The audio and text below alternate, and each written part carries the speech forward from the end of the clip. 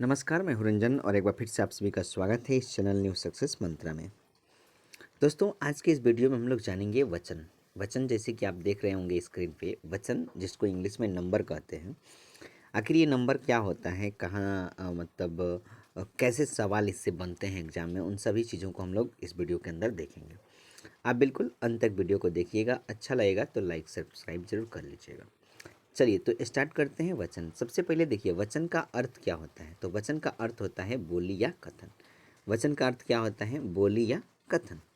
लेकिन हिंदी ग्रामर के हिसाब से देखें तो हिंदी व्याकरण में इसका प्रयोग संख्या के अर्थ में किया जाता है। यानी कि वचन का प्रयोग जो है संख्या के अर्थ में किया जाता है। कहाँ पे, तो हिंदी व्याकरण के अंतर्गत। अब हिंदी व्याकरण के अंतर्गत इसका प्रयोग संख्या के अर्थ में किया जाता है, इसलिए इसका परिभाषा क्या बनता है कि संज्ञा या सर्वनाम के जिस रूप से संख्या के एक होने या अनेक होने का बोध होता है उसे वचन कहते हैं। क्या है वचन का परिभाषा, वचन किसे कहते हैं? तो संज्ञा या सर्वनाम के जिस रूप से संख्या के एक होने या अनेक होने का बोध होता है उसे हम लोग क्या कहते हैं, वचन कहते हैं। जैसे कोई वस्तु है, उसकी संख्या है 2 3 4 5, एक लड़का, दो लड़का, लड़के, लड़का, लड़का से एक पता चलता है, लड़के से बहुत लड़का पता चलता है। ठीक है, तो इस तरीके से अब संख्या का पता चल रहा है। तो संज्ञा या सर्वनाम के जिस रूप से संख्या के एक होने या अनेक होने का पता चले उसे ही वचन कहते हैं। तो इस तरीके से आप जान गए वचन क्या है। आगे हम लोग देखेंगे वचन के भेद, यानी कि वचन के कितने भेद होते हैं। तो वचन के भेद देख रहे हैं, यानी कि वचन के प्रकार। तो वचन जो होता है वो दो प्रकार के होते हैं मेनली। एक में पहला एक वचन, दूसरा क्या होता है, बहुवचन। तो एक वचन जिसको इंग्लिश में सिंगुलर कहते हैं और बहुवचन जिसको इंग्लिश में प्लूरल कहते हैं। अब हम लोग बात करेंगे एक वचन क्या है। तो जैसे आप स्क्रीन पे देख रहे होंगे कि संज्ञा या सर्वनाम के जिस रूप से एक होने का पता हो, एक होने का बोध हो, उसे एक वचन कहते हैं। ठीक है, संज्ञा या सर्वनाम के जिस रूप से एक होने का बोध हो उसे एक वचन कहते हैं। जैसे लड़का खेलता है, क्या है, लड़का खेलता है। अब यहाँ पे जो लड़का है, लड़का, अब कोई एक लड़का होगा। ठीक है, कोई एक लड़का के बारे में चर्चा हो रहा है। ठीक, तो इस तरीके से ये क्या होगा, एक वचन होगा। वहीं बोल रहा है कि गाय चर रही है, गाय, गाय चर रही है। तो इससे कितनी गाय, एक गाय का बोध हो रहा है। तो जब एक का बोध होगा, ठीक है, तो उसे हम लोग एक वचन में कहते हैं। तो यहाँ पे जो गाय है, लड़का है, ये सभी के सभी क्या होंगे, एक वचन। यानी इससे एक होने का बोध होता है, एक वस्तु का बोध होता है। हम लोग बात करते हैं बहुवचन। बहुवचन क्या है, तो संज्ञा या सर्वनाम के जिस रूप से अनेक होने का बोध हो, यानी कि अनेक वस्तु का, अनेक चीज़ों का पता चले। ठीक है, उनकी संख्या का बहुत ज़्यादा संख्या में पता चले, तो उससे हम लोग क्या कहते हैं, बहुवचन कहते हैं। जैसे ये आपके लड़के हैं, ठीक है, लड़के खेलते हैं। अब देखो, लड़के खेलते हैं मतलब एक नहीं ना, एक ये लड़का हो गया, ठीक है, और फिर कोई दूसरा लड़का हो गया।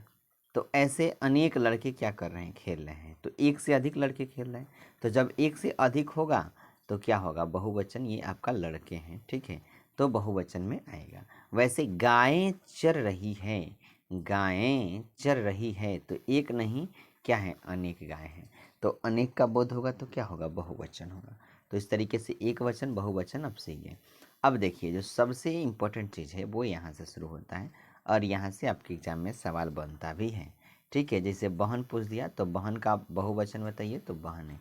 अब देखिए इसमें क्या है नियम, नियम कहता है कि स्त्रीलिंग अकारांत, अकारांत माने जो अ से खत्म हो, अ पे क्या हो, खत्म हो।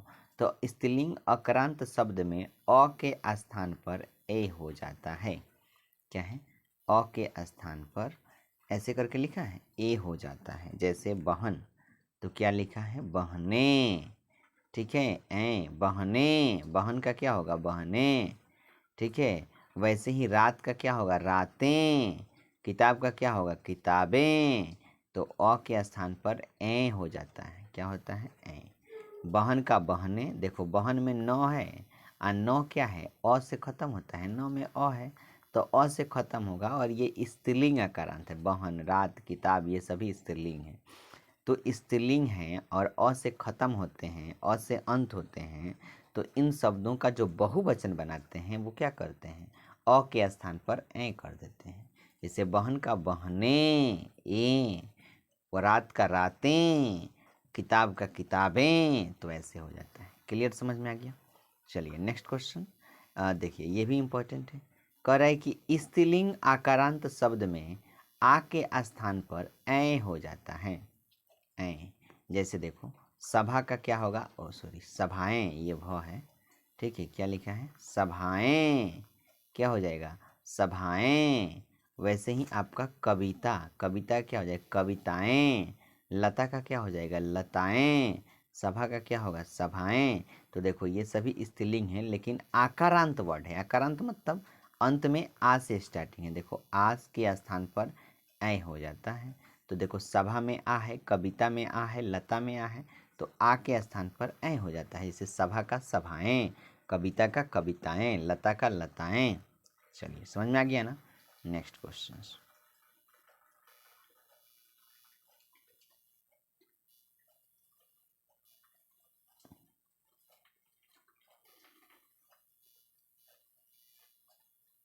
देखिए, यहाँ पे 3 नंबर में क्या दिया है, इकारांत क्या दिया है। अब ऐसे जो दिया है, हाँ देखिए,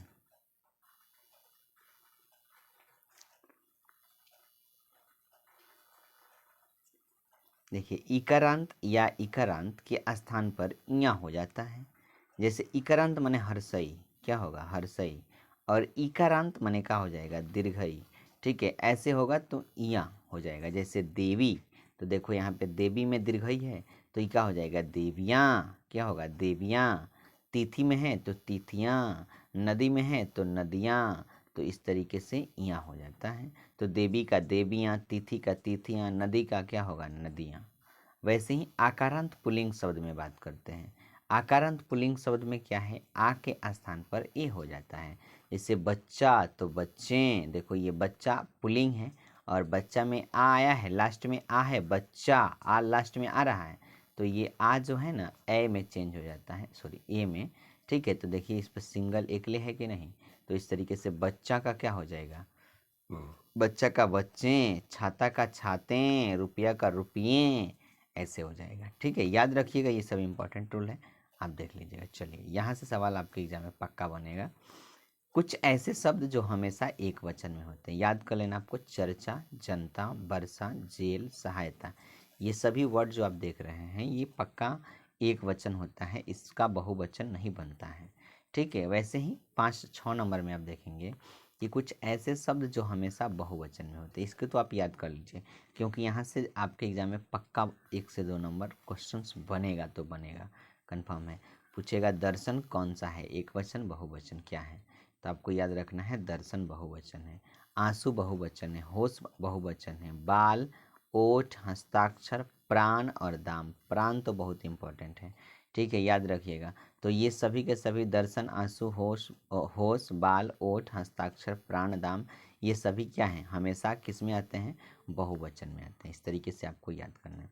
बस आप इतना देख लीजिएगा, इस वीडियो को इतना पढ़ लीजिएगा, समझ लीजिएगा। ठीक है, तो आपको 1 से 2 नंबर आपके बिहार बोर्ड के एग्ज़ाम में मिलने ही वाला है। ठीक है, तो आज के इस वीडियो में इतना ही, फिर मिलेंगे हम लोग नेक्स्ट वीडियो में। अभी आपका हिंदी ग्रामर हम कंप्लीट करा देंगे, ठीक है यहाँ से। चलिए, तो इतना ही, मिलते हैं अब नेक्स्ट वीडियो में, तब तक के लिए बाय बाय, ख्याल रखिए अपना, पढ़ते रहिए, मुस्कुराते रहिए। जय हिंद, जय भारत, थैंक यू।